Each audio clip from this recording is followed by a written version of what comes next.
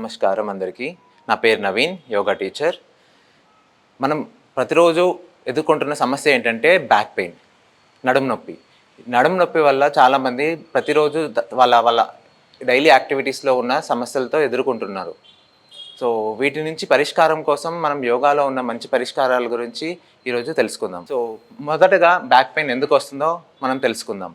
Back pain రావడానికి మొదటగా కారణాలు ఏంటంటే మన పోస్చర్ ఇంబ్యాలెన్స్గా ఉండడం. ఓకే, మనకు లార్డోసిస్ అని లంబార్ రీజన్లో ఎక్సెసివ్ కర్వ్ ఉండడం. ఓకే, మెకానికల్ పెయిన్ కూడా ఉంటుంది. మెకానికల్ పెయిన్ అంటే మనము ఓవర్ వెయిట్స్ ఎత్తడం కానీ, స్టెప్స్ దిగడము ఎక్కడం, వాటి వల్ల కూడా వచ్చే ఛాన్స్ ఎక్కువగా ఉంటుంది. సో మెకానికల్ పెయిన్ అంటే మనం ఇంప్రాపర్గా వెయిట్ లిఫ్ట్ చేయడం వల్ల కూడా ఒక కారణం కావచ్చు. ఇంకా బ్యాక్ పెయిన్ రావడానికి ఇంకొక రీజన్ ఏంటంటే మన కోర్ మజిల్స్, అంటే అబ్డామినల్ మజిల్స్లో కోర్ మజిల్స్ అని ఉంటారు. మన front side muscles, lateral muscles and back of the spine muscles, అంటే మన స్పైన్ని పట్టి ఉంచే మజిల్స్ ఏవైతే ఉంటాయో అవి కూడా వీక్గా ఉంటే మనకు బ్యాక్ పెయిన్ వచ్చే అవకాశం చాలా ఉంటుంది. సో వీటి నుంచి స్ట్రెంగ్తన్ చేసుకోవడానికి మనకు యోగాలో మంచి ఆసనాలు ఉన్నాయి. మనం ఇప్పుడు ఒక్కొక్క ఆసనాన్ని చూద్దాం. ఓకేనా? సో మొదటగా మనం మార్జారి ఆసనం, మనం దీన్ని క్యాట్ అండ్ కవ్ అని పిలుస్తాము.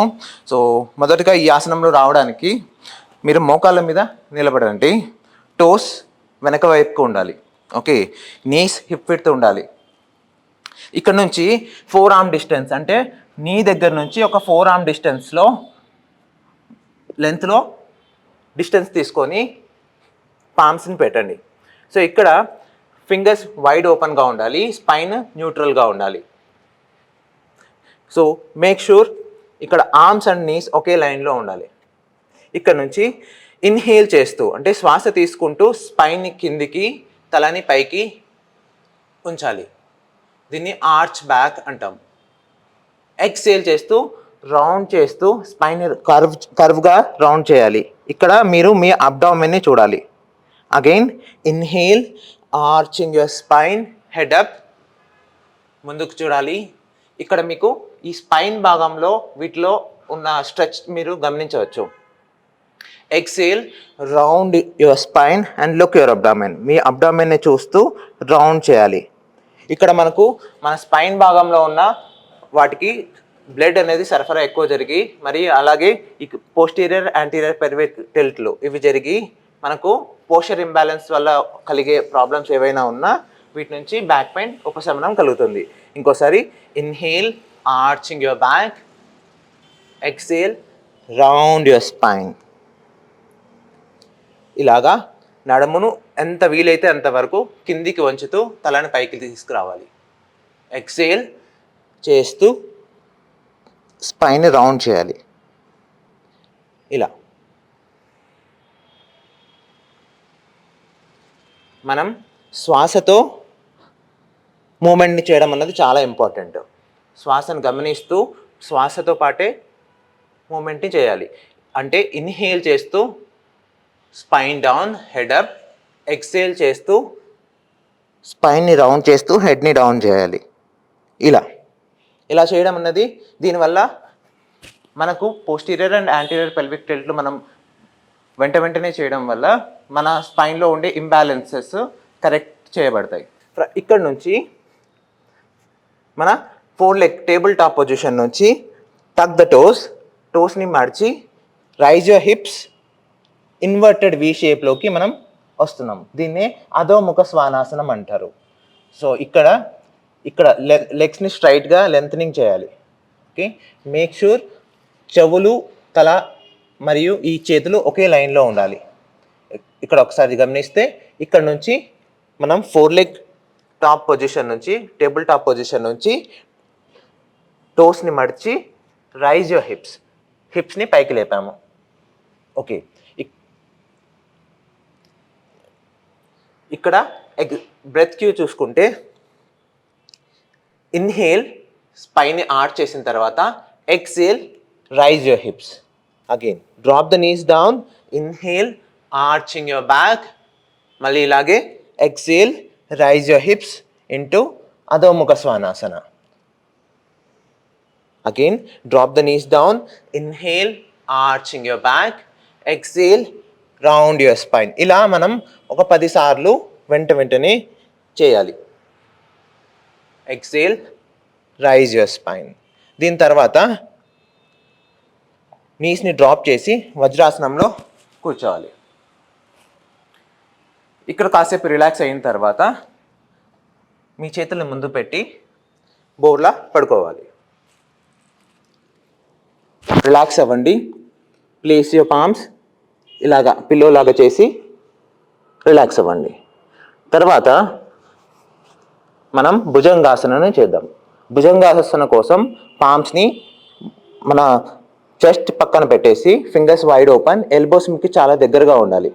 ఇక్కడ నుంచి శ్వాస తీసుకుంటూ you have to lift your body. మన అప్పర్ బాడీని పైకి లేపాలి. ఒక బ్యాక్ పెయిన్ ఎక్కువగా ఉందంటే లెగ్స్ వైడర్గా ఉండాలి. బ్యాక్ పెయిన్ కొంచెం తక్కువ ఉంది, కంఫర్ట్గా ఉంది అని అనిపిస్తే టోస్ టుగెదర్. ఓకే, ఇలా ముందుకు చూడాలి. ఈ హ్యాండ్స్ని ప్రెస్ చేస్తూ పైకి లేపాలి. Exhale, down. Inhale, up, exhale, down. ఇలా డైనమిక్ మూమెంట్గా ఒక 10 సార్లు inhale up, exhale down, inhale up, exhale down చేసిన తర్వాత స్టాటిక్గా హోల్డ్ చేయొచ్చు. స్టాటిక్గా హోల్డ్ చేస్తే మనకు బ్యాక్లో చాలా స్ట్రెచ్ వచ్చిన ఫీలింగ్ కలుగుతుంది. ఓకే, ఇక్కడ నుంచి హోల్డ్ చేసిన తర్వాత 10 సార్లు మరి ఇక్కడే మకరాసన్లో రిలాక్స్ అవ్వచ్చు. ఇలాగే మకరాసన్లో కాసేపు రెస్ట్ తీసుకోండి. మకరాసన్లో రెస్ట్ తీసుకున్న తర్వాత ఇక్కడ నుంచి place your palms next your chest. మీ పామ్స్ని చెస్ట్కి పక్కన పెట్టి ప్రెస్ చేస్తూ వజ్రాసనంలోకి వచ్చి కూర్చోండి. ఓకే, నౌ ఫ్రమ్ హియర్ ఇక్కడ నుంచి టర్న్ వన్ సైడ్, ఒక సైడ్కి తిరిగి మీ లెగ్స్ని ముందుకు తీసుకురావాలి. ఓకే, ఇక్కడ నుంచి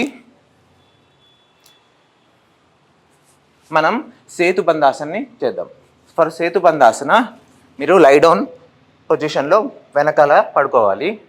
ఇక్కడ నుంచి ఫస్ట్ బెండ్ యువర్ నీస్ని బెండ్ చేసిన తర్వాత ఈ హీల్స్ని మన హిప్ దగ్గరికి తీసుకురావాలి.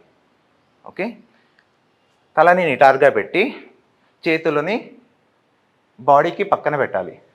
నా ఈ ప్రెస్ చేస్తూ చేతులను ప్రెస్ చేస్తూ శ్వాస తీసుకుంటూ లిఫ్ట్ చేయాలి హిప్ని పైకి. ఎక్సేల్ చేస్తూ కిందికి తీసుకురావాలి. Inhale, lift your hips, exhale, down. So ఇక్కడ ఇలా పైకి లిఫ్ట్ చేసేటప్పుడు ఈ స్క్వీజ్ చేయాలి గ్లూట్ మజిల్స్ని. Exhale, down, inhale, up, exhale, down.